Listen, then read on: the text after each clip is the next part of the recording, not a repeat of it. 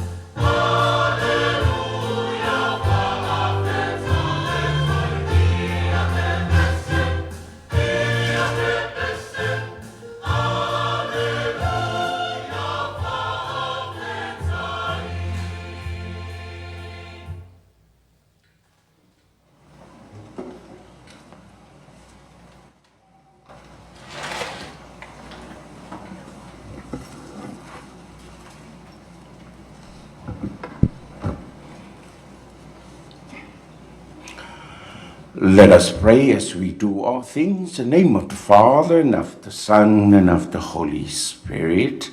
Amen. Whai mai katina li pio le anga nuu e whala e ina le tala li lei. Ao le tala li lei e whapa ia ina le anga nuu. Ia, au se temi fofola fo i le fala o wā malo, ia mtaitai o se o tātu atunu, ia me se taitai o e kānesia, tau lava ina o whaatulongo atu, ia langa whingitale, pa ia fo i o la fioanga, fio maupu, sua li in tau mawhalofi, ia, la lafo ia le fitalenga i la o tau tō whā, ia, o tau whaiwalofi lima ia. Ia, mai tatu o i le li i le nei tai ao, fai se vi inga i le lei mo ia, ia whaane ne e ma vi ia lona suafa pa ia. Let us begin joining the Psalms 95 as our praise and thanksgiving to Almighty God. Come, let us sing to the Lord and shout with joy to the rock who has saved us. Let us approach him with praise and thanksgiving and sing joyful songs to the Lord. The Lord is God, the mighty God, the great King over all the gods. He holds in his hand the depths of the earth and the highest mountains as well. He made the sea, it belongs to him. The dry land too, for it was formed by his hands. Come then, let us bow down and worship, bending the knees before the Lord our Maker. For he is our God, and we are his people, the flock he shepherds. Today, listen to the voice of the Lord. Do not grow stubborn as your fathers did in the wilderness, when Meribah and Massa, they challenged me and provoked me, although they had seen all my works. 40 years I endured that generation, I say, they are a people whose hearts go astray. So I swore in my anger, they shall not enter into my rest. Glory be to the Father, and to the Son, and to the Holy Spirit, as it was in the beginning, is now, and will be forever. Amen. Just a few words taken from the book of Proverbs. Commit your work to the Lord, and your plans will be established. Samoan version. Ia e tu ina atu le li o au ngā lueng, o na whatau nu ina lea, o au fuafuanga uma. Just a short reflections on this. Entrusting our plans and our agreements to God. Always invoke God's blessing on the agreements. And keep this in mind, my dear brothers and sisters in the faith. Honest scales and balances belong to the Lord. Where there is integrity, fairness, and justice come. Ia o malaunga ni ka mai whaiwhea. Ke o kardinal tātou aso ia malwhata mari. Ia tātou tutaro. Let us pray. It is truly right and just our duty and our salvation always and everywhere to give you thanks, Almighty God, an eternal God. For although you have no need of our praise, yet our thanksgiving itself your gift, since our praises add nothing to your greatness, but profit us for salvation through Christ our Lord. Let my o le tua soifua e whawau me ule malosi umalau. O se mitamtanga whaia e mui mātou le whawhati atu I lau o fiu. E le whea ngai ma o e la mātou vi inga. Pei tai o lo mātou mana onga fia whawhatai atu oe. O lau mea lofa lava lea. O la mātou tutalo o le whawhatai ma le vi inga. E le whaopopo ina I se me lo sitsiries. Au mātou maua I le ola I lo lofa tūnoa, ono Yesu ke riso o lo mātou ali. A vea le tongi ola na whaia ke riso, e ala mai ai lau wha mangalonga mo I mātou I o mātou a leo masese.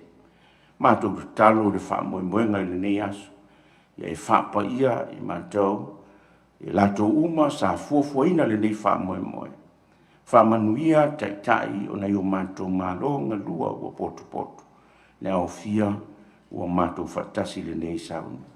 Le taupulenga le kuko whapea foi, le komiti whafoe, o le pule le au whainga luenga le astika. Wha manuia le wha moe moe o le asainia o le nei whia ngainga. Tā ua, a wale manuia lau tele o mātou tangata. Masi o mātou atunu nei. Wha manuia foi le au whainga luenga uma o e wala uina. Fola lau tala le. Iai foi le manuia, isi o mātou nu nei. Mai e uma o whatasi mai, ia ile nei awa noa tau. Gracious and loving God, we ask your blessings upon our government leaders, our distinguished guests, and all who have worked diligently to make these Vasa agreements possible. Grant us your peace, wisdom in making decisions, integrity in leadership, and unity of purpose for the good of all the people.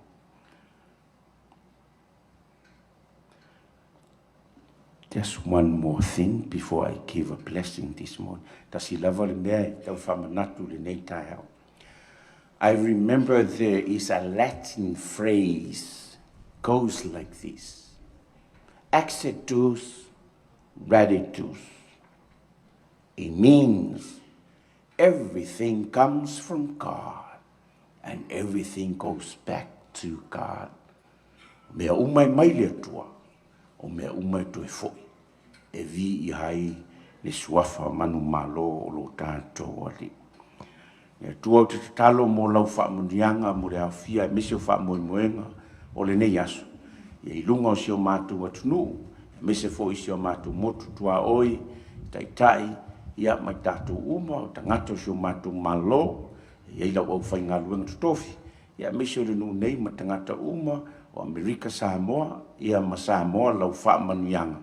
Nei, e o atu I le whavavau lava, amen. In nome de Padre, de Hijo, de Espíritu Santo, amen.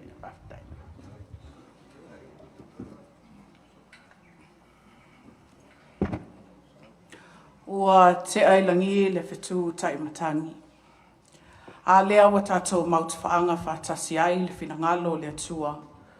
Ua momoli mai e tōmata wailo tātou whamoemoe. E le ngata I le nei aso. A o aso umaulo o tō soifua ma somato wola. Pe on whetalai Paulo le ekalesia I Filipi. O te whaafitai atu I lo o tua I o manatu uma. Ia te o tōu. He lea au noa lau whaatonga male fia I au te talo uma mo o tō malawa. Whaafitai lau a fionga whaao le ekalesia katoliko I Amerika Samoa. Lau a fionga e pipo ko lio tu manvao e tuali. Whapea le tapua inga malu le inga salvi. O upo al tusi, ia whaamanuia o tau e lea lii. Tausi ate o tau. Ia whaamalamalaina e lea lii o na fonga I lunga I ate o tau. Ma alofa atu I ate o tau. We extend our sincere gratitude to His Excellency Bishop Golio Tumanvao Etwale for the blessing and the word of prayer, and the ecumenical clergy for their faithful service to our spiritual life. May the Lord bless you and keep you. May He make His face shine upon you and be gracious to you. May He lift up His countenance upon you and give you peace. Mr. Brian, Zane, and Sheer, before we proceed, there is one truth I want to share. A truth that sits at the heart of why the Ava ceremony is so sacred to us Samoan people. In Samoa, we hold a belief taught and championed by the late Cardinal Piotau Whenua. When you serve a visitor with genuine hospitality, blessings follow in many ways. Not because we expect anything in return, but because love, alofa, given freely, always finds its way back. Cardinal Whenua often reminded our people that when you open your home, your table, and your heart to others, God opened doors for you in ways you may not anticipate. Hospitality, he said, is not just kindness, it is a spiritual act. It is planting seeds of goodwill that return as protection, favor, and abundance. This is why the Ava ceremony is offered with such intention. Every gesture, every movement, and every cup poured carries the weight of respect, unity, and the blessings we pray will surround this partnership. And honoring you today, we are also honoring the future we hope to build together through the Vasa Cable Project. Tau mawhalofi ma le au manga, alo ne ia sa ilis tungase e anga tonwai lo tatu tae au silsilfai.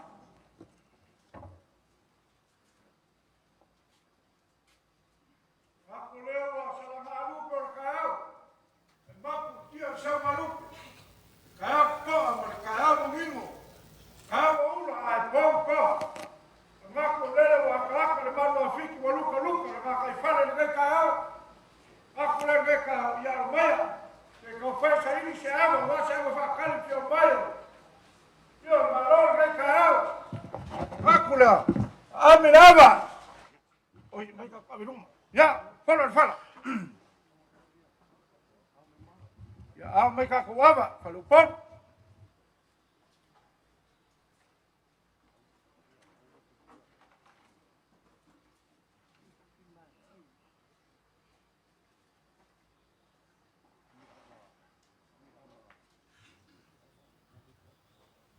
Ya, Amir Evan, o maior, fica lá com pau e machel, e ela foi ganhando gai canal.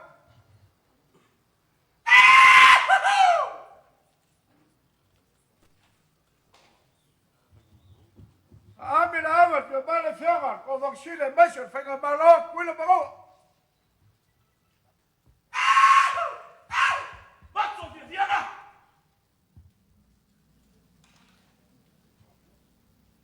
Amir Evan, fica em Maupu, e ela vai lá ficar em Maupu, com pau, pela com fá.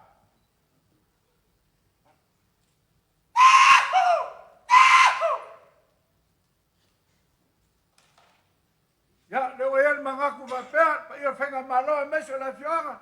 Le la ka ko ako wala por fasor gai ka lo klega sabe, man fa lo.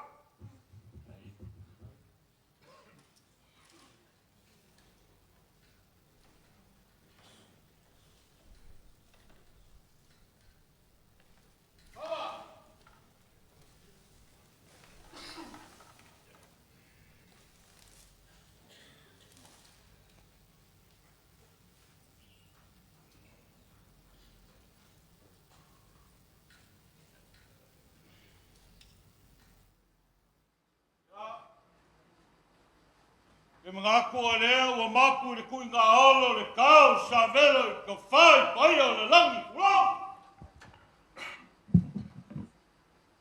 Lea whai ua maea o ngā kāre ke mua.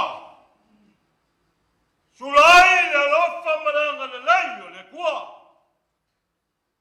Awa lea ua whaila o whai le kau kai. Inga ua ngase nganu fai mamao kuava. Ai la langa uma maka lo loa ngai whakalele. Ai ki oa mori mau. Si au si palaungi le sofa pengei whapea. Elelei.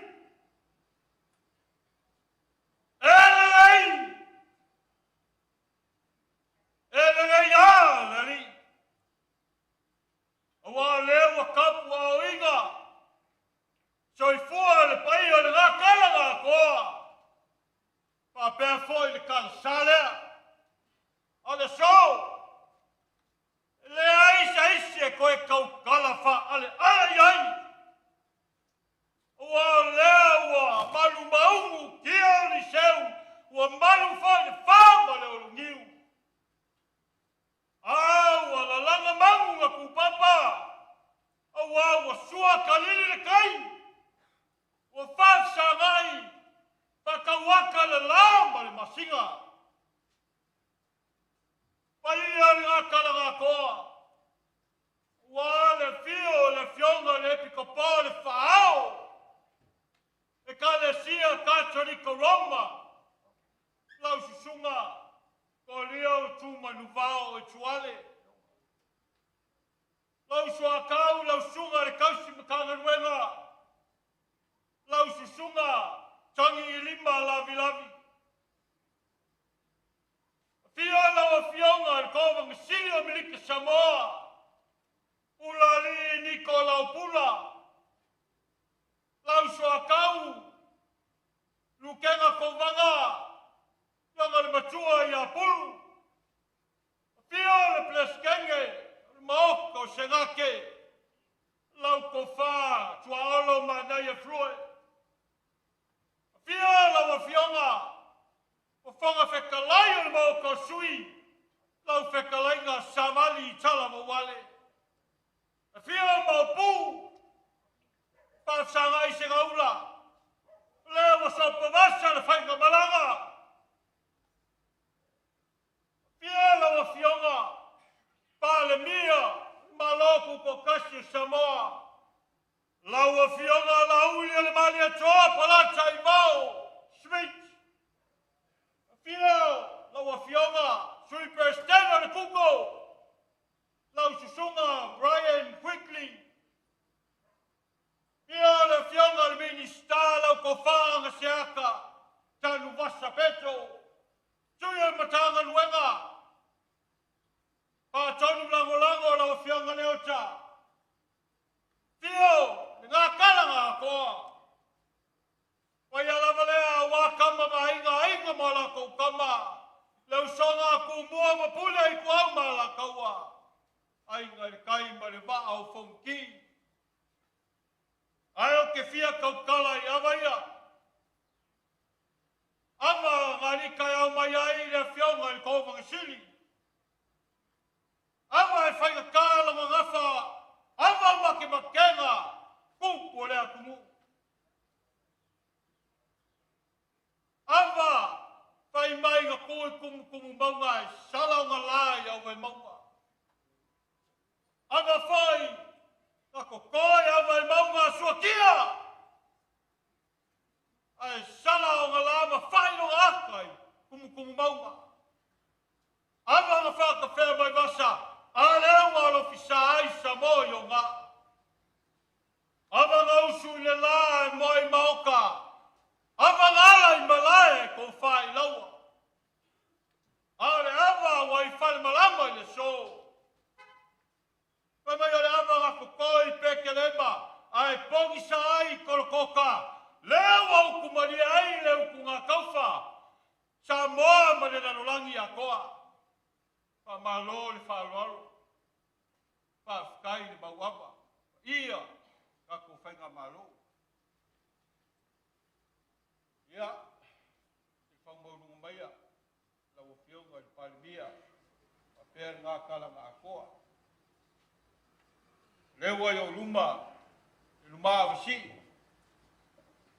Ngani kai au mai ai le fionga le kōwanga sini ma le pa ia le whainga malo. Ao le malae ua lava makokoe ua ako foi. Ava o le whale. Le ua iai upesinga. La kasi. Ava kungase ua mango whaala le lei. Ia o le a whai ei lau pule. Ua lava makokoe. Ulai sikau le le.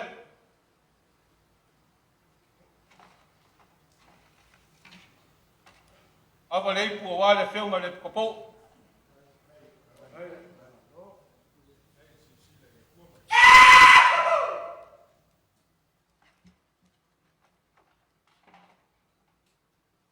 Ava le ipu o wale kausim ka ngalwenga ya kangi lima.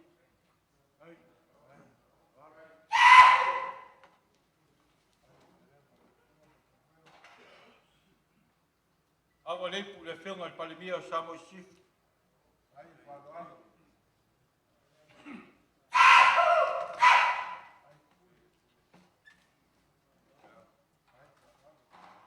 So ula. Awa le pu le whiunga le kōmong sila mlik Samoa.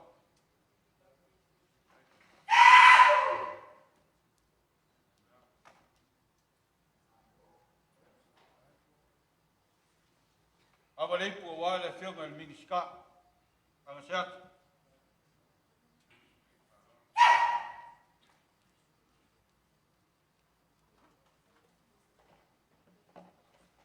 le po wale whenga i komsika.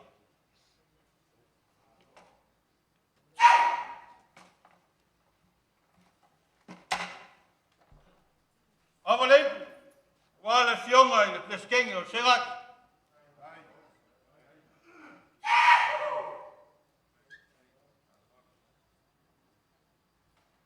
Awa le po wale whenga i whong whkalai. Whkalai nga salo tawari kalmawari.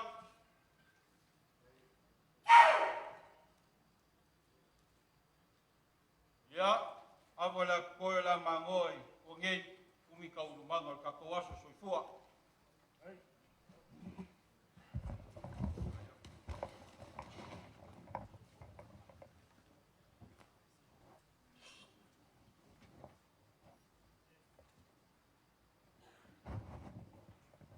Ya, ngako ngawa mauku aku se awa iki o se awa whakali. Se awa le whonkia.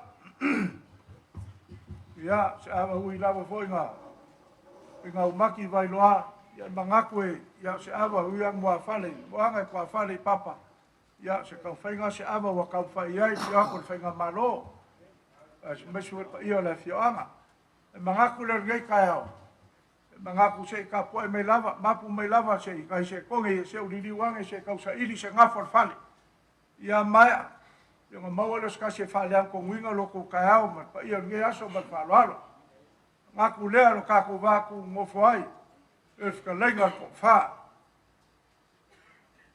Ia we mai ka lengar ko fa sala. Ia pa ia lava le falvan. Yung mangaku lea o fe ele ko fa man fa ko kanga nge kayao. Ia o kako kalarumanga. E levo e meia se o whaia se kako upur ngai kaiao kalkongo e vave lava mpupu man whalo halo.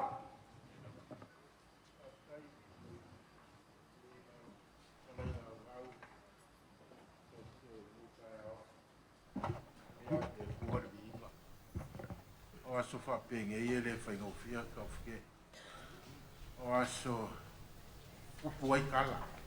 Ia rau. Ai awa ia se manga. O le au ule ai lolo. Ai. O whike manguia lau launga. Aro. Ia o whai walo whili mangi kai au. Ai. Kai. Ako lewo ka oko si wala man pa ka ko ia. Kau lai ko la ko pa ka ke ku la ka ia so man ko. Ako moe. Ele po for si e malai ki nga e ki la ngonga ma bie pa pe da ka ko ai ma bia. Ai aro yo foi ba. Alo. Kai. Kai la kalinga salama. Lenga maluia. Ya kalinga wale ko fa man farwan. O upo lea kungu e le mwhai o ngalu loa. Lango, sio ka lima e pa ia i loka maka, o laka foe e se e ai loka waa. Ma ngaku lea. Lea sopo meifka lengar ko whaar ko ko. O ifka lengar ko haolo lea sa whaar se fulu i ele mo. Lea ifka lengar ko haolo, pe ango whaako e le mwhai ngo mako o loa. E wakulo wao la wo fionga le pleskengi. Me lea whea e se ko whaamas whaukanga ringei kai hao man whaaloalo.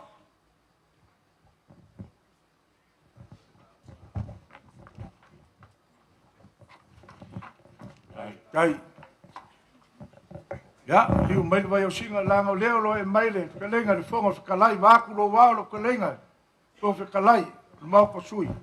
Lenga kau ko kong, savali, ale.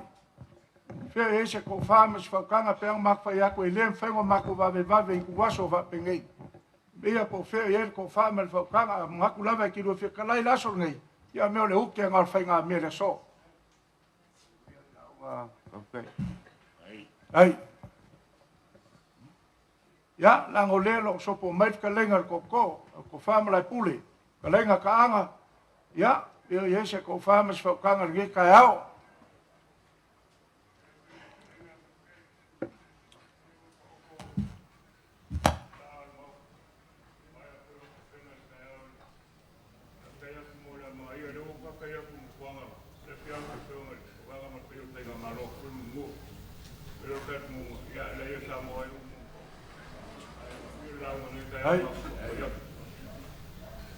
Ai mangako leo wa mai al si waloa mal whakau pa ia.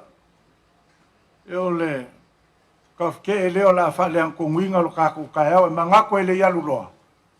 E fa inka o leo lo e maile, ma malu maile e ku leo fio maile fionga, i ko po e maise pa ia la fa inga longa. E ka pa o do sa go fa mangyanga nge ka e. Yo nga lo leo sa o ka ku fa nge ka man fa lo ano.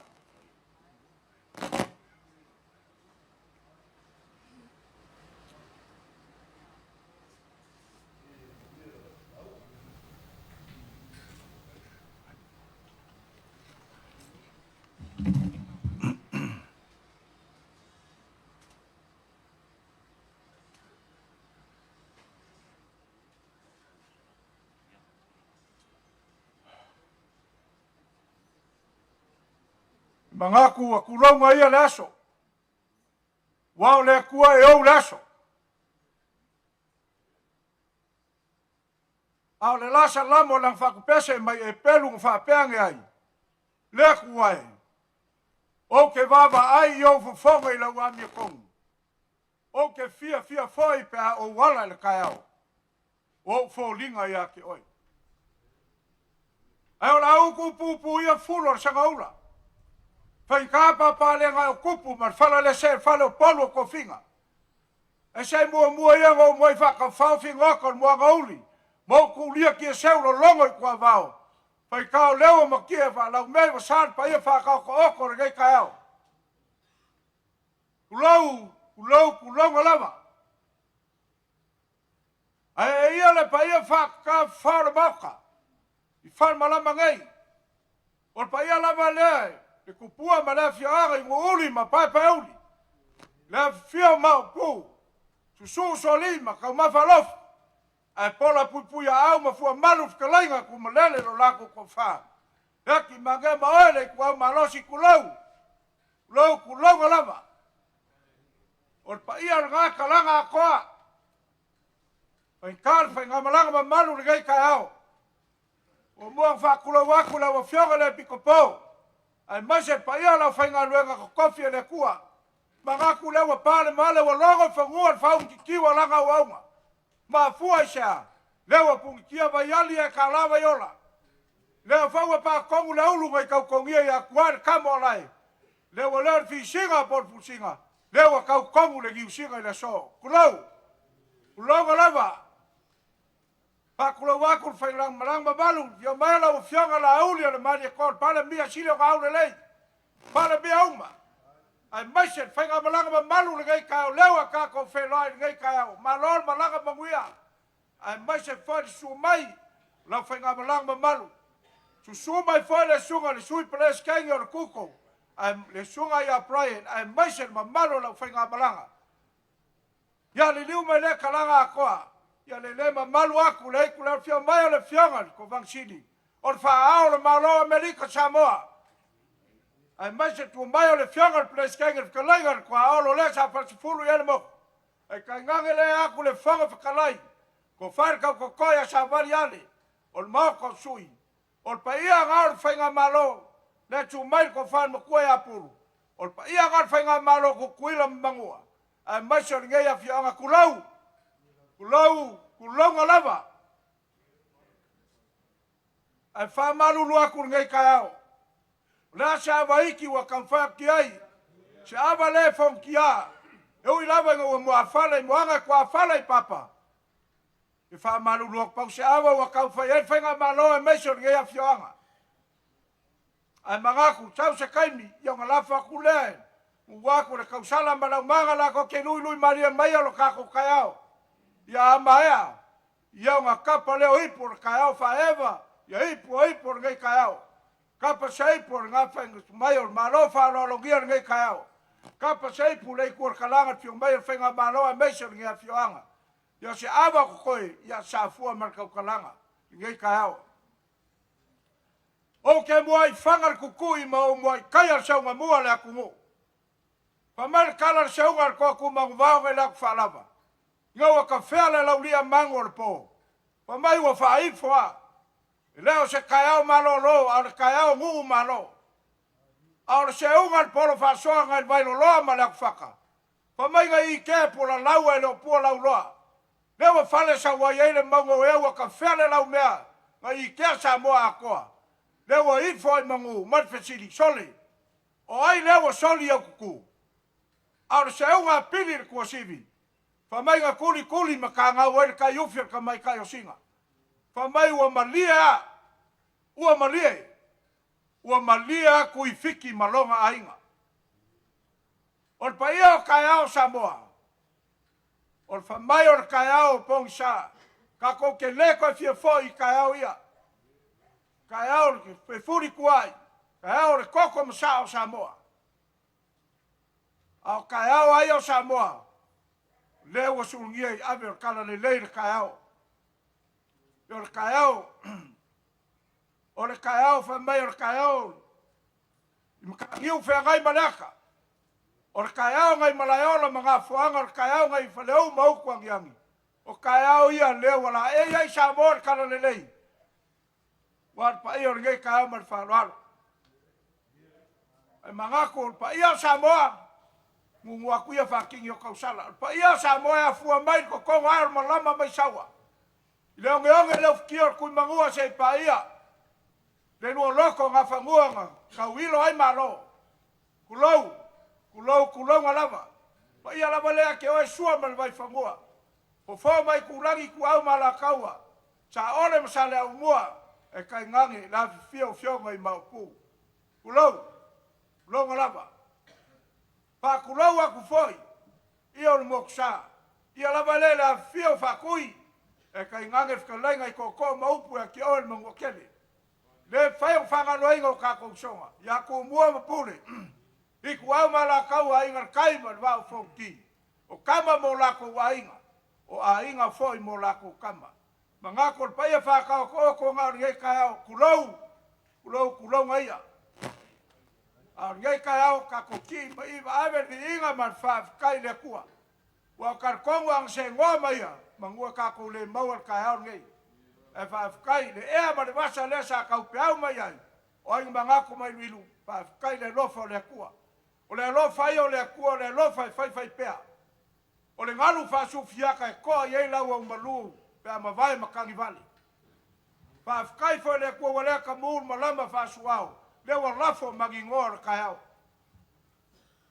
Wa asa foi mafua ngai anga ngoa lewa ku malor kasi ngawa. E lewa kako felo il fonga ava malava faka ngai kaiao. Ia ngai kaiao ia lo fangia le kua. Kua le ngai aso. Se kaimi kako kala fila lima kua marfua. Ia nga le leile kua. Kua le ngai kaiao. Fio mai o ngakalanga kua lau fionga le laule al maria koa. E mai se pa ia lau whainga malanga su mai fo le sunga le sui al kuko. Wha manguia kele le kua. Liu mai le kalanga koa. Ia langi mainga. Liu mai le fionga le Kovang City. Pa ia lau le whainga malo kuila mangua. Ia mai se fo pa ia ngai a fioanga. Ia mai se fo lau mai lau fionga le pikopo. Mai se pa ia lau whainga luenga. Alo whangia le koe kau whai mai pelu le nganga. Kan ka le u fanga o geiso i fuanga. Fa kubu lau ku mai le kua. Kele ngia nganga wale kua malongo malo. Yang le leile kua ngai kaiao. E mangaku kako walo ava ia. Wa mai ava wa sua malia ava le lofa malanga leo le kua. Ua kalamanya langi le mamanu le kua. Ua whamaro le pekalai kau fuke. Ua se lingo e banganga pekalai ngai kaiao. Ia ile mangaku. O leo wa ifor kwa mawhawhi malai. Sali ane o sai e kwasiri rea. Awale la uma man whawhale kurunga ngei kaiao. E whanga kā, e sumai e sofa. Ka foi wa ko upo le kuau awale whalwanu. Soko mai le whekalai ngai asal.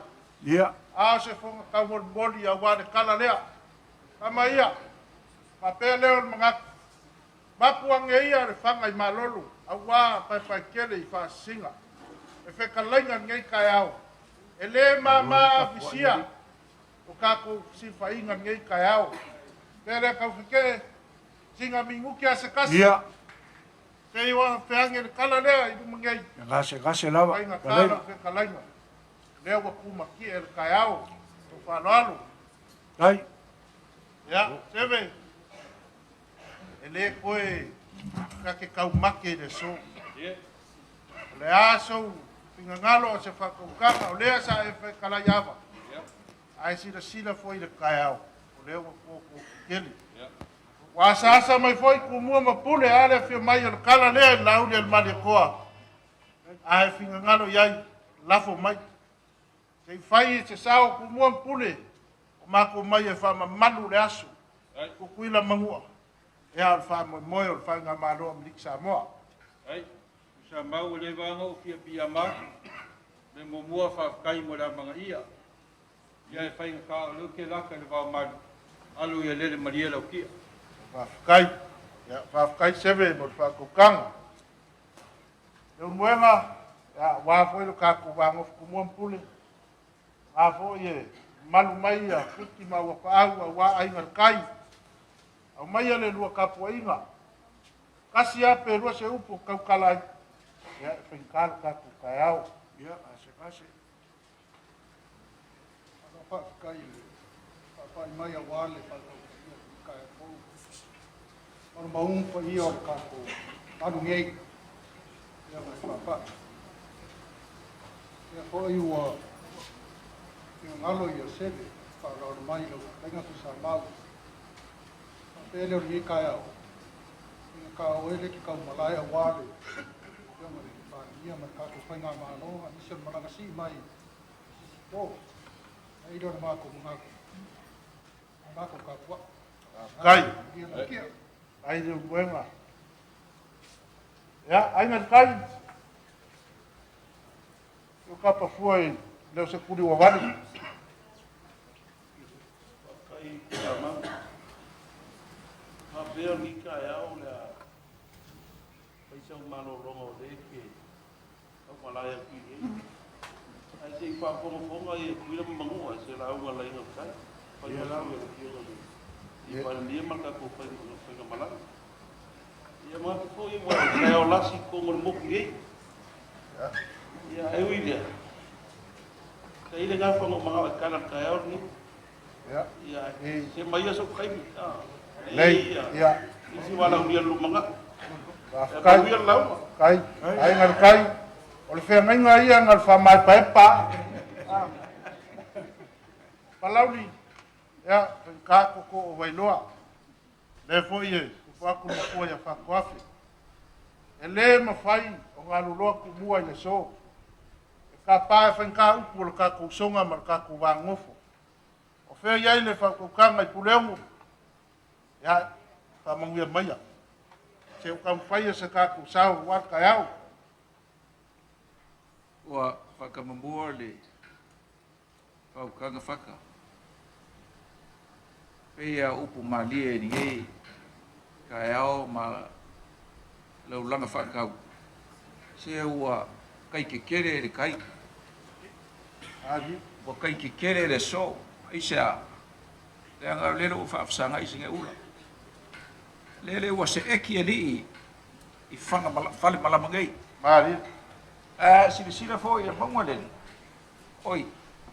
Lele ua ku. Wala sea e le ku ka whaikoa. Upo le so. Wa maa walunga. Aisea. Le anga le ua emo le wila lau le lei whale malamangei. Mga ku leo whaakoafe. Ke si le fia ka whaakau mar ka whan. Mo pule ongo. Ya e whaifo le whaifo pule. Ai mau lunga le whaiva o whāroa. E whio mai, i whionga i kai o le malo. Ia, o le kausinga ngā o le lau mo le anga o malai whirungia. Kausi e pule ongo i sala whai. Mako mangaku lea. Ia sauia i ngā moli sa kāku whaafikai. Wār ko whāma, e whio ako mo pū, mai soli. Ia, inga ia munguia ru kaku fa moe fia launga ko va ile so fia launga ko va ile so isa le anga ele au mo as fa pengei le au mo as fa pengei ma ko le faka ule ia ba ko fe ro ngolo la fa ku ka fa moe ola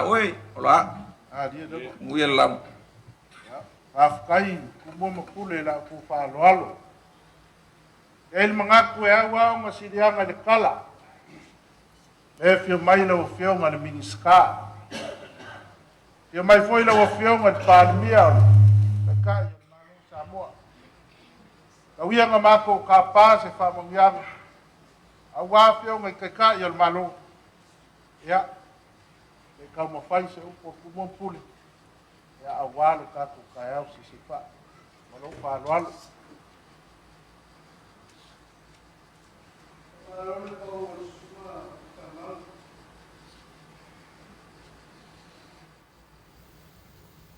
Kako ka ofi e aso e la maso.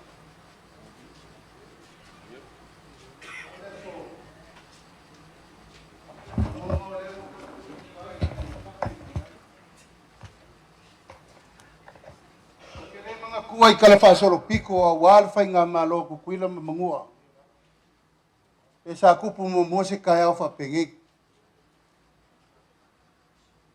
Ere ai kako o mai masi mai kako fisir fa ile va fa va malo. Al kai au lingi. O lewa kako wo ile a au kako soka inga. Nga malama lingi, nguli lingi, pa uli lingi. O so kanga ia nga whawhau o kako makua. Lewa kako fisira whai le kai aulingi. Uisa mau, wa umanga kofi lea kungu, o lau kou whaku ai nga kausi lea. A wāra ko wha lea uwhikalai le so. Se kaimi whaisa mako kala e le maa le so. A wā lea wa fio le kala le kuwha le nganga. A malu le kuwha le malo. Ia kai ngange le paia o le kako ngei nguli. Afkai le kua o mawar kako wa vangoa. Fai malu faiva.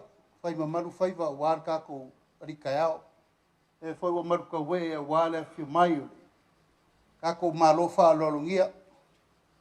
O angelu ia nga mai le kua sa mai manguia o le aunga le oke o le so. Ala foi le kako o mai. Wala wako ko vanga si o kako nguki mea. Ia mafa sole lofo le kua manguia launga.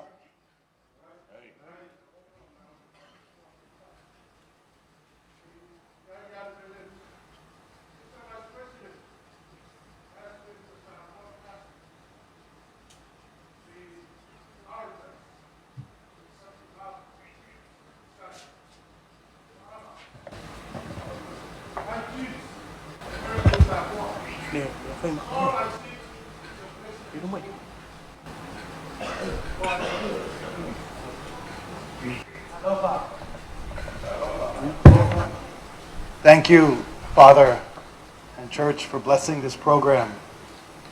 Thank you to the High Chiefs and the village for welcoming us and opening up your home. Thank you, Prime Minister Samoa, for the blessings. Thank you, Governor, and all of the members of the American Samoa government. And thank you, Astika, for putting your faith and your partnership in Google to help in this program. Manoia. Ia, ai. E o se kia al malua al kai au. Au paia o murifusi makang maleu. O le lau mua I whakua ainga. E whainka foi le lau mua I funga a wale koe kau whangua al malia koa. Lau sunga le, lau awhionga le epikopo. Ia, sumai al kausi mkanga luenga. Pamanguia maia sirua kali.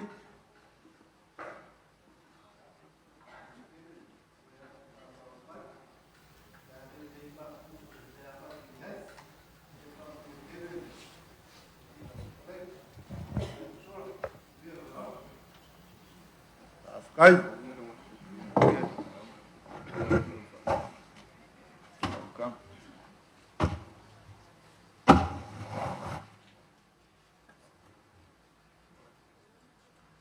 O lea sa fili makofi. Fili afa foi le filinga le ngai kua le manu. Sa usi foi le whakaupaia kumua mapule. Sa fili ka nganga e sama se mangu. Ile ko whaamar ka ngō whalele. Awale a whiako le kala lea. O lea wa kasi le whawhikinga o aleanga. O le kumua le malia koa. A kui sa mau o le aka mwhaia. Se mako whamkalanga wā malo. Ile ngei kai au. O ke manga kua whekalainga. Ile moku sa o malae o kofinga. Pa mai au kui whanga e kepa i makawai. Ka ke sopa fo i whanga malo. Ai mapu i vai a ka. O ke nia fo i mangiki kingo i a fuli. Au ke sopo a mal whae ke eke. I a mouli. Siu papa o koma. A wā moso ma whanga moso. Al malanga i ulim pai uli. Se au se eki re murimu lea. Ka fia sopo le sa miloloko. E whainga kā wa sua kui le kai wa ngā karikalia ngā kaifali.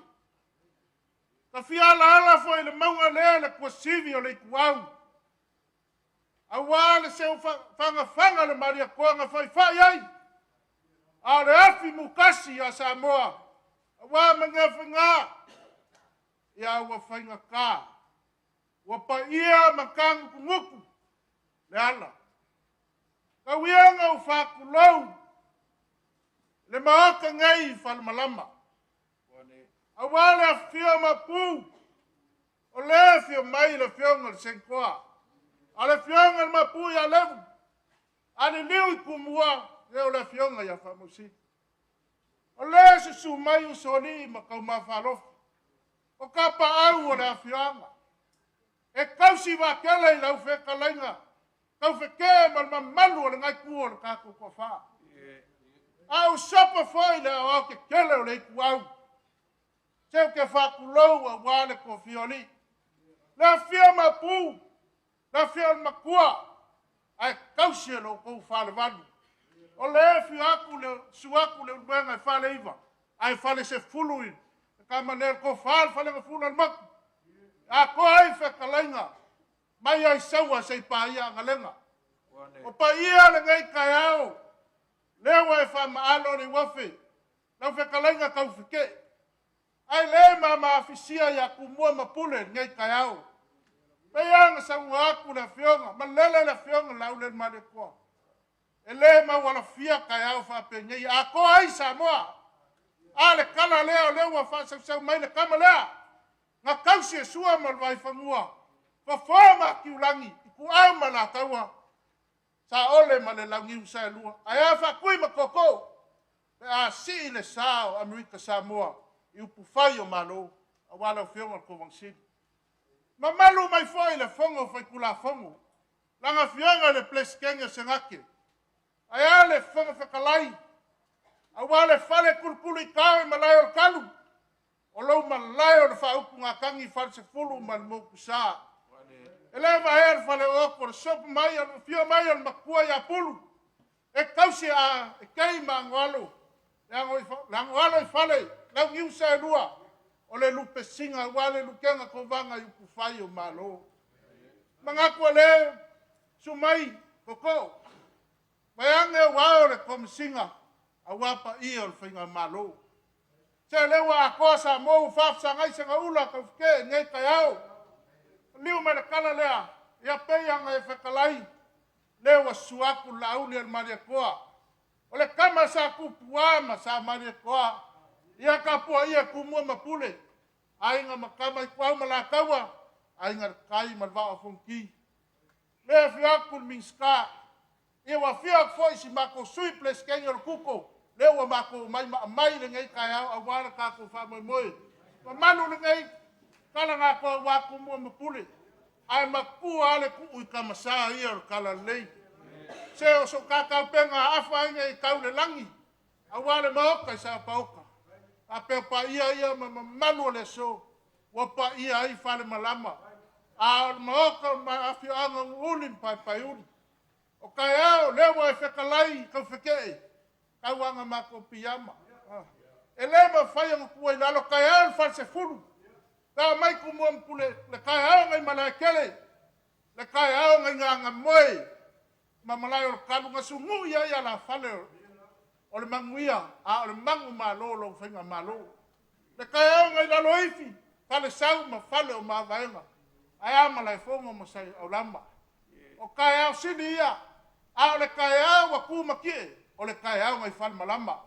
Le kai au ngai nguuni pai uri. Kausi e lau whekalainga ko wha. E lei, kai ngofia so wha pengei. Wa loa kausanga le kako wa fa malo. Ala no kupur kaya ngi. Leo wa fisila fa i Samoa. O upu ai fikiuka. E ala lua ka konga ainga mai saua. Ai fika ya i maka fisanga. E fa penga le sor ngai kayau. Kawia ngai se o kako wala i malo. Ai kasi lo kako ngafa. Seo le lau ngiu sa lua ngal. Fa i mai le aki po ngiu kasi. O le mako fa kai le ka ke ngai kayau wale fio mai o pai e fenga malo. Fa fe kai mo le kayau. Fa kai mo fa lo. Se o Samoa kiu yo fa la nginga. Ai kausi fa lo man ka ko va fa lo. O le fa kai nga le fia ko le fia ngat pa mia. Le au ma ko mai kau le ngai kayau. Wo so o kayau. I lau fa so wa ava. O se ava nga kupu ai i fa malama. Nguli pa pa uri. Ai ako maoka. O mangoli e fio ai le ko vanga. O se ava nga kupu ai. Mala kalu a wal ples kengelea. Man fekalai nga wale fi mai ko fa ka ko ava ia nge ri ka fa fe kai le awa mori kai ya ango kamari ava kungas wa so ola fa so ka ke fa kai kele ole fa kai nge kayao kai lo fionga ko bang sili fa fe kai mo wala aulia e kingo a bo kingo ya fe kalai nga mama enga ka ko makua ya so fa pengei o fe ka ko ke sa ili mangui ai e kasi lo ka fala, kasi lo ka lu. E kasi alo ka ngafa. Mai ai le malakele se paia feeling purku. Ka ko wanga e kasi. Ya, ole famang yanga wale fi mai ole fionga palmia. Ya, mo wala la ka ke. A wale ka singo ka maia. Ai ngal fa se fulu man moksa. Mo wa se ko famang ingo i lawa fionga. Ele ko vang sili. Ia fenka a kala le ngafe kumua o oil kama ai nga sal balas. Mawa se ko fa mangingo i lawa fionga. Ile ples kengel sengake. Ia o lewa ka ku fa sanga e fale valu fa se fulu fale iva ya lu moenga. Ia e fa se fulu a ko ya ke o fe kala ngal mo. Mawa se fe kala ka ko a lawa fionga le fon fe kala. A wale ma ko fongo. Lawa fionga ma ku pulu. Maua se ko fa mangingo se finga ngalo la fionga mo kua. Le nga foi ku le so po mai. Ia la fionga ma pu, ia fe kala o fionga fa mausili. Ai so po ku mo malia ma vai ko lau. Ia o faka ka usia la fionga fa mausili. So fu la le ia fionga i. Le kopo ia ia le kausi mo ka ngaluenga. Ia fa pe fo kom singa leo. Manguia ia ko fa man fa balu. O le whamangako a whaka ngai kai au whai mai e kopo i le whala kinga. Attitude, vesitude. O a mea au mai e le li i a fua i ngai aso. O a mea ke maua kau ke ngai aso, ufa maka kou ngai aso. Manguia kele ngai kai au, manguia ngai kala ngā kore fiako le palmia, o le swimming scar, ia e ale vice president, ia e ola so mako, vai le lofo maleanga leo le kua kako warawa. Mako lele wapu lima le lupe sa wale. Lupe la pekea, ele vai foi pelo. O sar sami, sar vau. Ai wa pa ia la ole le nguli ma pa pa. Awa ole le wasau le va ma kiu ka mai le va ka. Alo ma mau pe lang o le va ma fau fulau. Ai mangingo. Ai ko ko. Ai ole la fa ma le ngale le yo le kua. Au se ka ole le wa u ula e po ko. Ai le wo ka fa nga ma lang. Ya vela yo le mua ma fa sang i le kua. O se foi fa le kau. Ka ngale o kasi le fukia ma le umele. E finga ngalo ko kasi ka ko ka pa au le lang. Ai pese le fa salamo. Lo wanga ngai. Pa manguaku ya yo. O mea ma fa ya ko kamu ya kau. Ya fa mangui long spof pa i. Ya pa ia. Pa ka fa mau ka wa mar ka we ngai klar ka au. Nga kulele wa kumaki ya le so mar fa moi. Tu lau whenga runga ko kofia le kua. Kama fa sau sau le langi o lau fa fale le manu fa fale kuluia. A wāni ngā ruenga le kua. A fia lau fianga le pale mi o Samoa. E kai kai al malo kuko kas. A mese le fatutua le tua Samoa tas. A fia fianga i mingiska. A mese le paia lau whainga malanga. Fia lau fianga le pule lua le kuko. Te prae. Ya. Mak wea e. Malu mai lei ko le aoa. E fio le fionga ko Bang City, Amerika Samoa. A me se foi pa ia fa nga malo kuila mangua fa yang ka ko fa kasi ngai la so. Hey! E wa se kongi ala kila. Wa fa pulau ko alima. Wa fa malo fa ia fa. Alo saili. Alo foi folau ngai ka so fo. Yeah. Mr. Brian and your colleague. Greetings and talofa. On behalf of the people of American Samoa, we warmly welcome you to our home.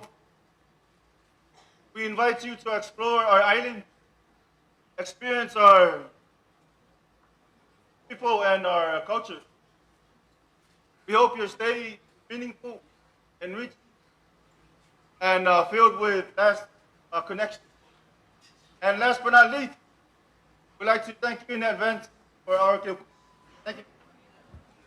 Yeah. Afaya wa koe kapisa ngai lau lele ngai ngulim pai pai di fan malam.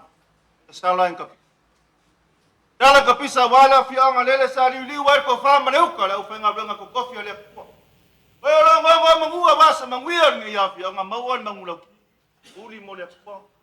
Te tua mongu. Doi. Paya la vale fianga pu. Tu sori makama falo.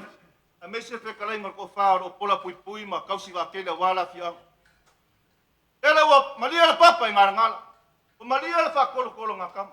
O malia le fa ngai lau. O malia le fa selau. O ke wa le afu kumbar fa ngi mau. O ka ko kangwa a le o sialo. A fa ko ngalau makon mau le kausala. O le ala fa kingwa ka ko ngalwe ngai ka yao. Wa ava fa so. Ulai se ka ku.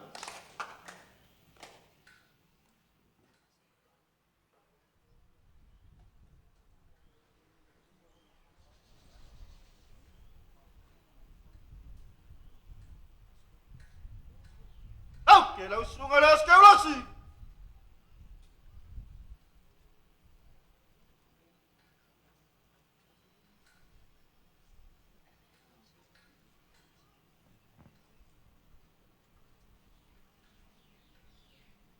Avalia le tua. O le talo fai pea le kale sia. Ina ngana whaafitai. Whaafitai tele le tua wa fua o le ele mangaluenga o mātou tamtama i lima. Le o mafua i le alofi sua maria i le nei tae ao. Mai maue ia a leanga o te le soli le pule la aftalai o tou fale upon. A wai mamalu ai a tātou whatisina whaafitai. Le nganga le nei aso o whingaluenga o le whamanuia. Te talo whaawau pea lea le au whingaluenga. Amulia lau e fionga i tānumia, fionga lauli, tu mai foi le foi o wale i tu vai o le tātou atunu. E mise lau au malanga. Ia, whamanuia foi, ia le fio le kovana, foi le fionga i paolo, steine, ia, pongofitalai, foi le tua ia pulu, ia, mise le whainga malo foi e wila mamanua. Yeah, special thanks to you, Mr. Bright Greenlee. Pray that may God protect and bless you and enjoy your stay here in American Samoa.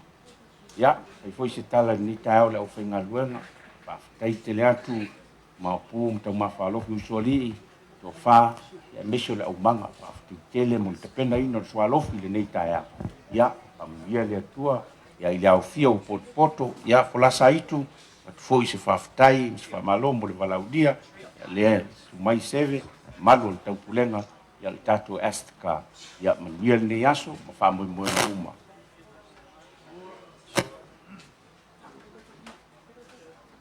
Que la ustunga kau si makawa.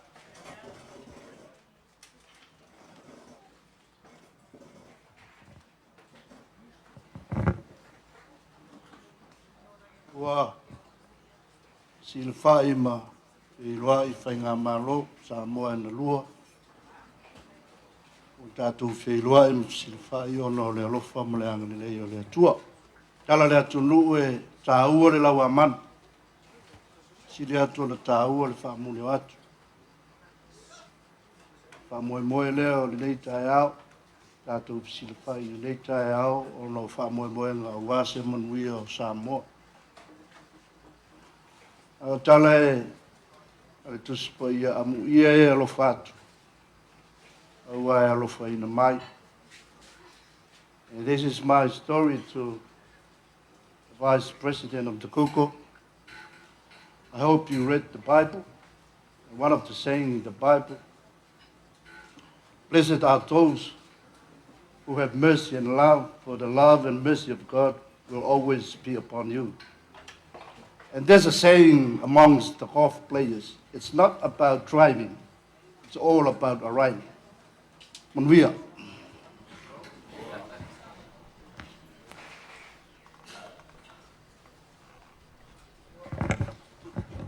Não, que não fiam al par mi agalayo Samoa. La ulio le maleco.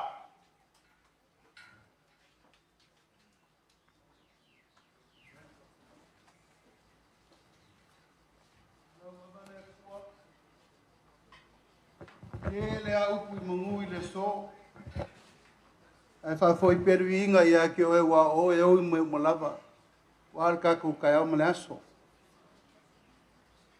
Ele so onga fe kaloloa I ma fe loa I ainga. Ela nga fe sila fa I o nga ngafa mo nga so kanga mo nga fa singo manga. Ale so. O mongi ale upu le pai ai o le kako mafkanga. E kala lea wal su o lau sunga le kai o sanginga. Malo so akau.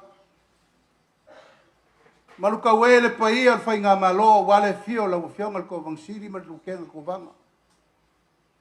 Le maluka we le fionga le peleskenge ma le fionga le fonfkalai. O le fai ngā malo firifiria ngā ngei ku le vai. Ngei foi vai kau ma le kako savalinga. E ako usu pa ia wa lewa pa ia whangamalama. Maluel pa ia o maupu. Kai ngange usuali. E pa ia maurunga wala ko whakau si wakele wal kako wangofo. Lau fionga le liko wanga. O le so le umongi e kako upu wa kako whakau lofa. E mai e alo whale maoka o Samoa ngalua. Wa e alo mai wo walo aku walo afo walo inge. Walo ange walo inge. Afkai lau wala au whalo alo aku mako ke mai ka ko ke nguki mea whakasi le so. O mongi ele upu I mawae ngā kako makua I ngā wakau mawae ma rie koa marku I mangua. Lau fo I kumua lai ngofo I nge vai nge kōr ka inga. Paki leo la ava kau mawae. E mai ngā suaki le sangi. Waki le langi e masa le sami le ava, mar kau kenga le kui mangua. Kafer kai sama sama ma le vai koe lau. Ka paipu le mari e koa masa sa le Vasa. Kafer vai palolo, e iei le kai au ma le asu ringi. Kai kere lo ko mangaku mai le mako kapu ai mai le rai kua le vai le kaku ainga. O le mele leiku kuila ma mangua, e le leiku mua ma pule. O le whaku ngā o kako wanga ngofo. E kako ke maki kiwa whafsanga. E penga whai aku se kara kei mua sola. O ke lei loa pen kupu a per men ngei. O le ua sumu I le ala whale I whanga malama ngei o le mea fio en mau pō. E a levu a wale sui o le kako moka mau walunga. Whafkai lau kou whalalo. Brian, thank you very much for considering to come to Samoa. American Samoa and Samoa is one family. And we are very grateful here with the invitation from Honorable Governor to meet you. And I hope you will visit us as well. But this is just the beginning of your kind and your love for both Samoa. So all the best with whatever you're going to plan for both of us, for serving our people to the best ability you can. Google is an international company. And we are very grateful to meet you this morning. All the best for you and your colleagues, and we wish you the very best. And we are kako kaya malaso.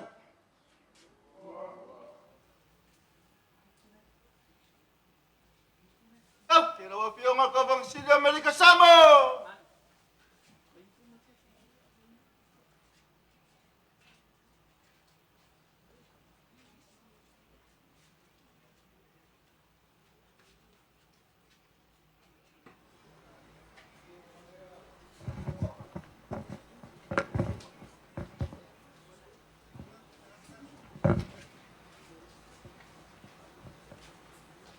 Lo le pa ia. On mok. Lo foi malai o pai uta. Lo foi pa ia o kafkot. On malo kukuila mangu. Nei se foi le a fio a ingo salvi.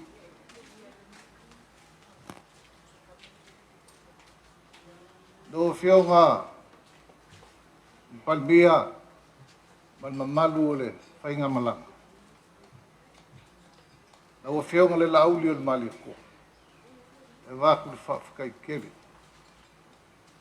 Ilu kalia inga o le wala ulia ilu ko wa fio makala au mai kako whakasi ngei vai kau.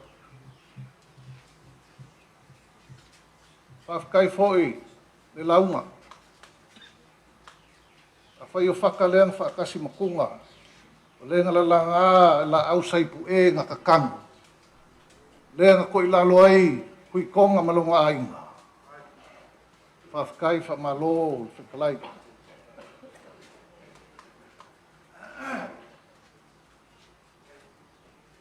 Brian, quickly, the Prime Minister of Samoa has accepted the invitation that we have asked to come so that he, on behalf of his people, the population of Samoa is over 200,000. You add the diaspora or diaspora people all over the world, it's more than 500,000. The population of American Samoa, if you Google it, I did mention Google, right?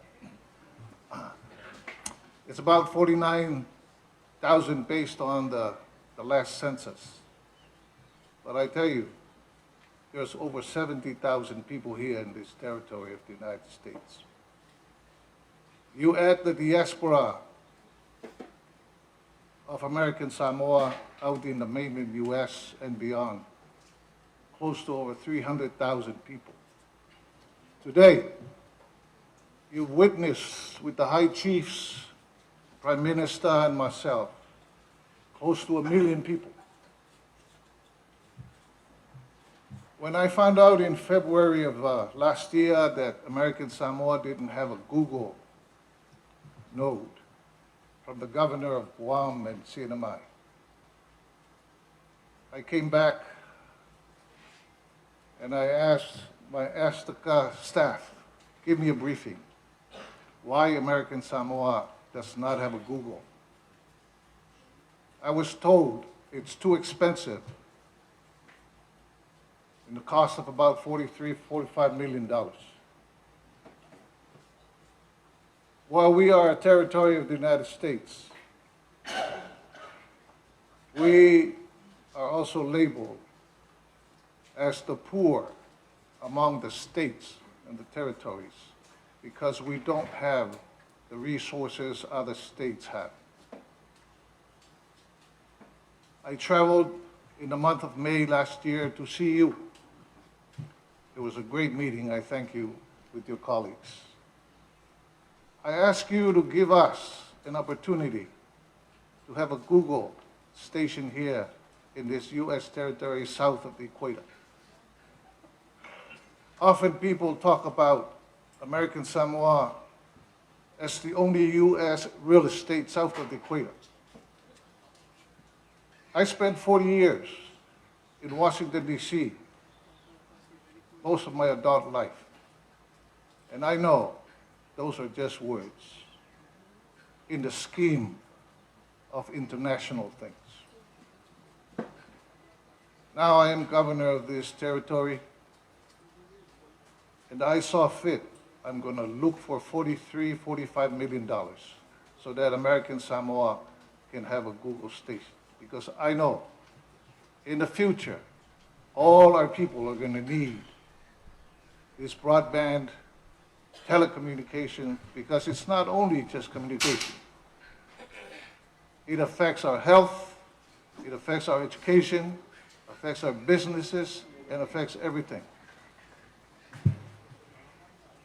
The reason why we invited the Prime Minister, and we are very grateful, although they are an independent country, because we hope in every U.S. currency is that in God we trust. In Samoa and American Samoa, God is always first, as you witnessed today. We are a faith-based Christian community. I gave remarks in the opening of our legislature this past Monday. I mentioned Google. When the President of the Senate responded to my remarks, he said, "We heard that you've used $15 million from ARPA funding. Where are you going to get the other $30+ million to be able to fund this expensive venture for us?" The answer is that collaboration with other United States agencies to help us be able to have a Google. Prime Minister have spoken. We are familiar with undersea cable. Former governors, we had the Ash cable.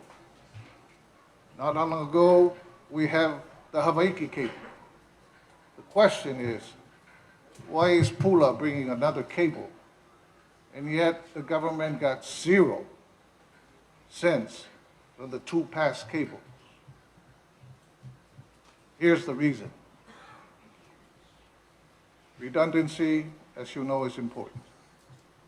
International situations in the world, as you know, in the Pacific, the competitors of China and the United States and others, with Australia, New Zealand, and other important countries. With Taiwan, situation with China, we don't know what's going to happen in the near future. However, having a Google here, and we hope to connect to Samoa, beyond to Tonga and other places, based here, a U.S. company. That's the blessing of future for our people. To have the United States of America's flag here in American Samoa, all the other small island countries in the Pacific, there is no hiding that China has dominated these areas. However, we have hope. We also know that it's important for our people to be able to have freedom and understanding. So without making a longer speech, I want to thank you, Brian, your delegation.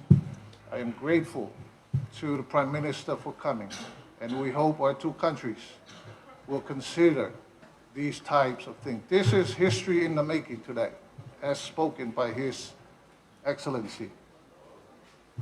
And I can say this, Moliatu Whaftai, lo fionga mapu, ia levu, mai se foi pa ia man mamalu. Tu soli, tu mawhalofi, pui malu foi tu wha man mamalu, le kua malosi. Whaftai te. Wa vela wa o tō sui o malo, tu tuila manua e nei whilo inga. Ia lofa le tua, ia manuia le tātou whatasinga, maso i luma, i lona anga le. Manuia.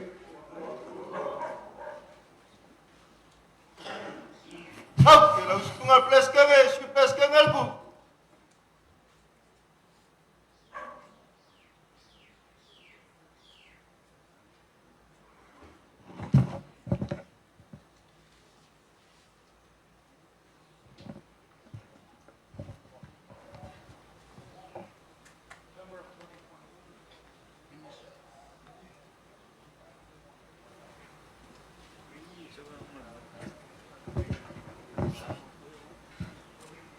Resiliency and redundancy.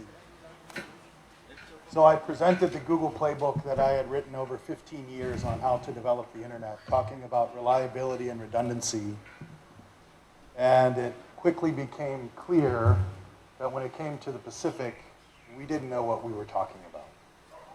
After my presentation, a leader of one of the island nations approached me and said, "It's great you're talking about redundancy and reliability, but my country is not hardwired to the internet. We have no connections." So to double down on my ignorance, I suggested, great, let's have a video call next week and we can talk about how Google can help. To find out that that leader flew to Fiji and checked in a hotel to have enough bandwidth to have a video call. I truly didn't know the problems of the Pacific, so we packed our bags and we went on many trips. Our first trip was to Fiji, and we learned that the price of electricity in Fiji is cheaper than my house in California. The use of hydroelectricity is absolutely innovative relative to how the US produces power. I went to French Polynesia where I visited a hospital where the air conditioning uses the deep waters of the Pacific, seawater air conditioning, 50% more efficient than what we see at the hospitals in the United States. We've taken this chance to learn, and we've formed the Pacific Connect Initiative. As the governor has said, we've focused on working with the US, Australia, New Zealand, Japan, Taiwan. We've received over $100 million in grants for connecting now.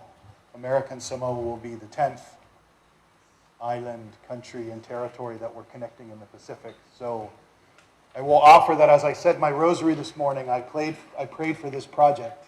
And I do pray, and I believe our mission is to connect the world.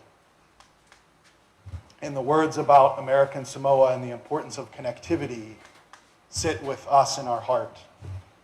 So thank you very much for allowing us to visit and become a member of your community. Manoia.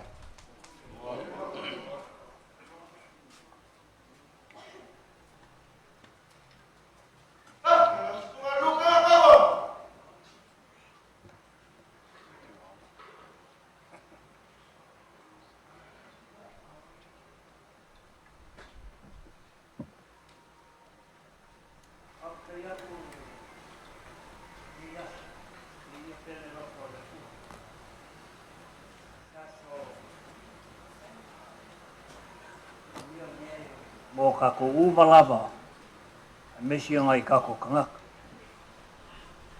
Ole asfol nge wo bayai famalo aku i moka, le ba ngai le moka kako fakasini yas. Ai mesi le au hanga le lo sao mai. Ole upu al kusi, kalau se vai wo sal mengi, famalo kau kua mai. Ai le ngu kau kua ngā mākou, upua kākou, o le ala le pule o kau kua.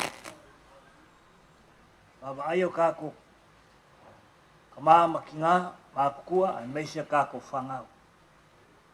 I kau kua ngā mākou, ua whakelinga le whala au whasainga. I kākou ngā rurue, ai wā pui kākou whangau, ai meisia o kākou ainga. Lero iai le awa leo lo kākou inuai, o le whakanga i kula whonga. I moi kākou, mā losi e lo kino. E kilia i fōi le cancer. Ranga wau o le fō mai o mafo whau. Mea ngā o ke kalangoa kwai a ke o kō. Wha malo, kau kua nguu, mā inga, ai mese si o kākou. To Honourable Brian, thank you. Thank you. I'm looking for a high talking chief. On my PF. I look forward, if you want it, I'll bestow you the title. That's my high talking chief in the village of Pamu Pamu, the capital of the United States, American Samoa. I've kaya foi o whionga le mia ma le mamaro le awhia, ranga mai. O le kulanga lava ia o le whawai o Amerika Samoa. E pui le ngu. O umba ku lima ia Amerika, pui le ngu. Kulanga whapengei, whakanginga lava, whai a kako wha Samoa. Pamalo, awangi a veselo kako kofi pui pui si o kako amu. Ai ai foi se o kovia mai o e fia makai a kia, ya, leo o whaia. Oh, kele whangua puru ka. E rei se kupe a puru a o whangua puru e. Puru ama kua olo e onga whangua lai kwa. Pea ngai, whai alo maumanga, ko ngai au ulu, ma ngai au whai, e ke o lai. E rei o le kupe, aua ngai kako mawhawhau kupe. O au e rei ka ua le kupe. Anga mea nganga whai mai le kua. Ia kako. Ia kako ngā lue. Aua a iafu. Ia alu ngā lue. Whai lo maumanga me whapenga. Whawhikaiak. Whawhikaiak fwoi lau whai ngā luenga. Se ua manguia au le pai a kui o ao ngai kai au. Pe ua saule. Blessing fwoi lele mai. Kiri ropo lua ao po le ao kako kamai. Whawhikaiak kui. Ka manguia. Ka manguia fwoi o kou ki ngā umalawa o ka whakasi. Ma le au fia ni aso. Ai ai se manguia koe. Ia mai a puru e. Whero vai mpuru.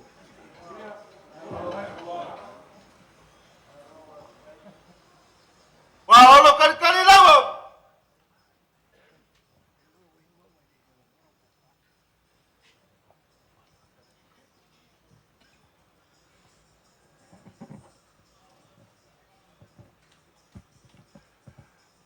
It's an honor to meet with you prior this morning. But let me clarify our culture. You cannot become a chief unless you have a title. So senator level or also high chief level, order me to bestow the title to you, Falimalama. So if you come back, this is your village. After the Abba, you're going to receive in our culture what they call sua, which is an high honor. Consists of cooked food like pig, taro, plus the fine man. Last, the envelope. If you receive the cooked food, take it with you on the plane and bring the envelope to me and level. Yeah,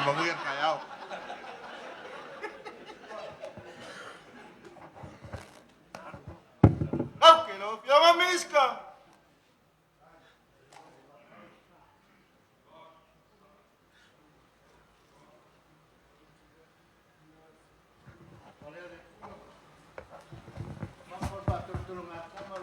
Monianga mai papo. Ma venga. Mai la ul valeane. Ilo na fino ma penei. O ele ma penei. Vai tangia o e uso. Asa wia. O le asa sa o usua. Wa ia fala am sa monianga. Pa penan tau. Ilai nua fainga malo. Ia to mai langi pa monianga o lo tu no fainga. Manuia, so Okay, muagas. Au maya, museu malo.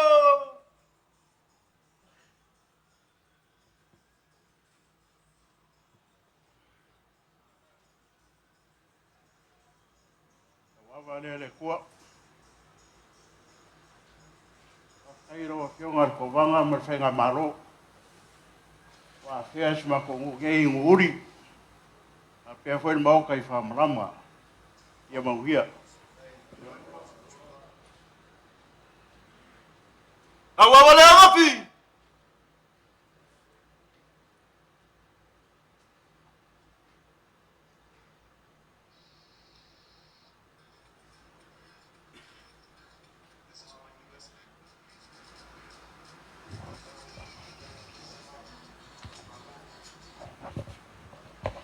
Malol la un kafke afkai fak la ufauka mesel faukanga maloi kala lea se le kio au vai fangua pale malama ngai o lo wafi mukas nga au sia ele Vasa lea afkai fauka afkai le mal o fauka ukanga war kala lea mal fisanga inga e manguia le fauka ukanga manguia foi de ko fa ya o lau ko lau mai ko siai e fia ko mapu Ya, mis fau sorry.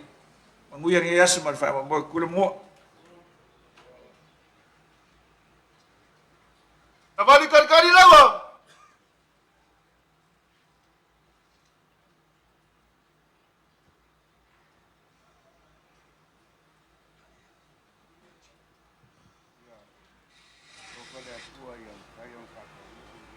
Moe, manguia ngi asa. Aku lau sunga kau singa malo Samoa.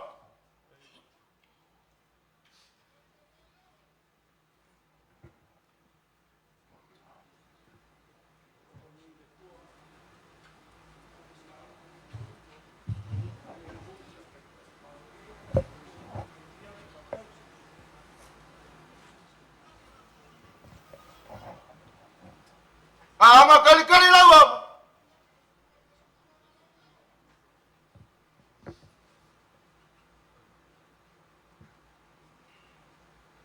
Mau. Akai aku ngake mangkuo o pikungu. Ki o mouli, pangamalo, ia mafuri. Akai laungu kafke, manguia ka kukayao. Awawalefa.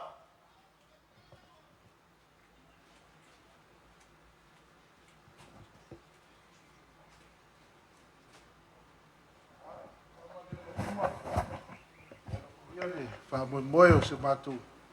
Atunu sa mo na lua.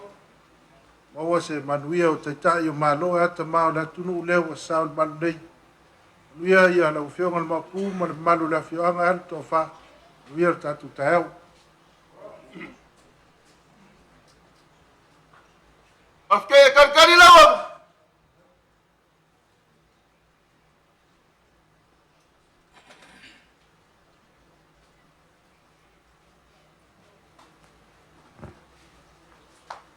Ai, lau awa lea rea kua.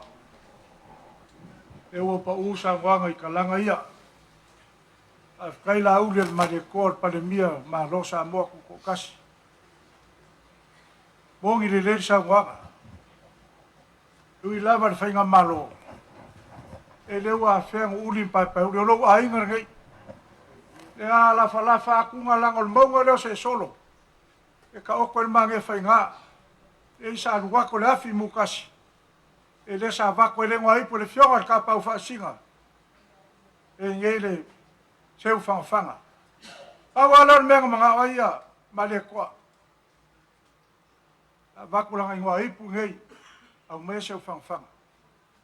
Manguia ngei kayao.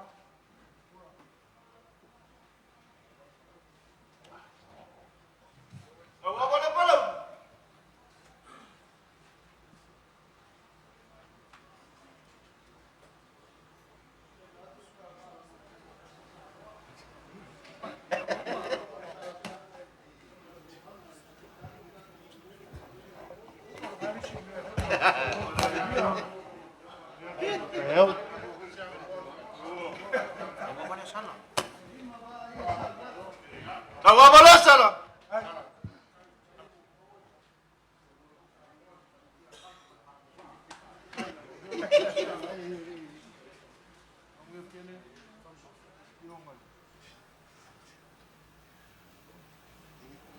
Pula, ngaluenga de tua.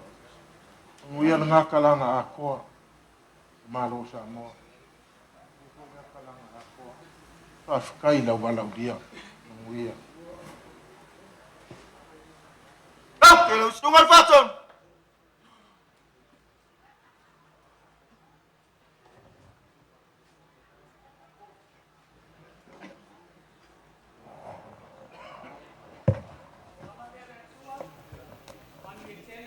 Moe o le malo, ia maua se manuia o ainga nuu mai kalesia ia whapea tupulanga lan waoa o le tatou atunuu. Manuia. Bebe kari lawa.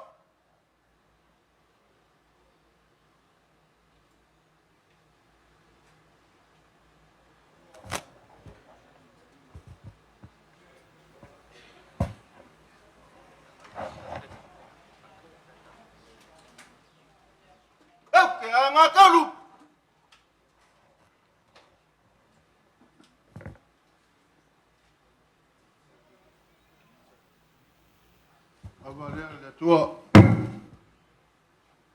Talo nita e au le atu e tu e tai tu ma au se whamtalanga. Tal tonu nau o umana ai langom ka moe moe fo le aso. Pa ia wha le atua, pa ia wha le malo, ia wane foi pa ia foi tato uso e wha vai malo. E tal tonu tau fil nita e au wha moe moe, ia wase lumana i taua mo i tatou, Amerika Samoa. We welcome you, VP, Google, Mr. Brian. I pray that you have the chance to look into our shores here in American Samoa, and please don't forget our brothers and sisters in Western Samoa. Manuel tato whamamoi. Ruia kakariawa!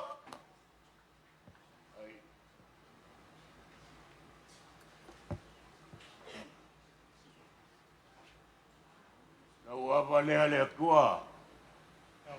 Ulang arge yaso marfa moy moy. Pang onga marfa kami alo wafu o pangaka. Awa timba buya mo na o. Yama buya. Boko kong makibar fau pau lau lau. Akau ke. Ala kupu.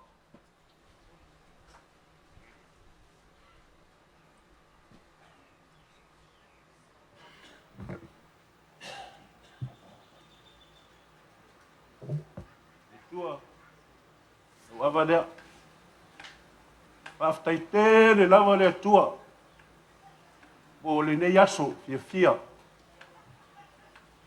Ma le ne yaso manuia. Manuia mai le tua. Matou maftanga. God bless our special day. And God bless everyone. Ia manuia.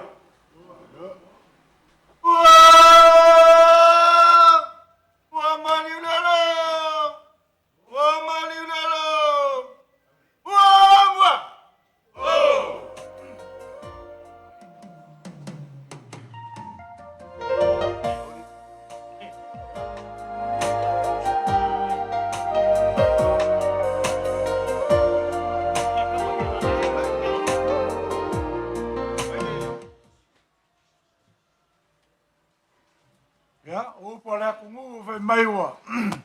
E wa malia le papa i ngala ngala, wa malia le whakolokolo ngā kama. E wa malia le papa i ka u. Le ngai kai au. O mai makala mai au. Aku le ia, wa malia le mangu sa aku le koa, wa malia la wia sa ka le vasa lo loa. Wa malia lau kalo sa koko le fusi loa. E wa malia le lau le kolo sa koko le pai pai loa. Aku le ngai kau, pa kai kele, ia ngaka langa koa. Yo mayon ka ko malo fa lo longia me se malu mer kalanga le fio mai le fionga ko vangsili o pa ia lava le fenga malo i long ka kol ngaku le ya le la fa ku lo le fionga fa kongu ya wal pa ia ria so mal fa moi moi pa tai hola me la sa ya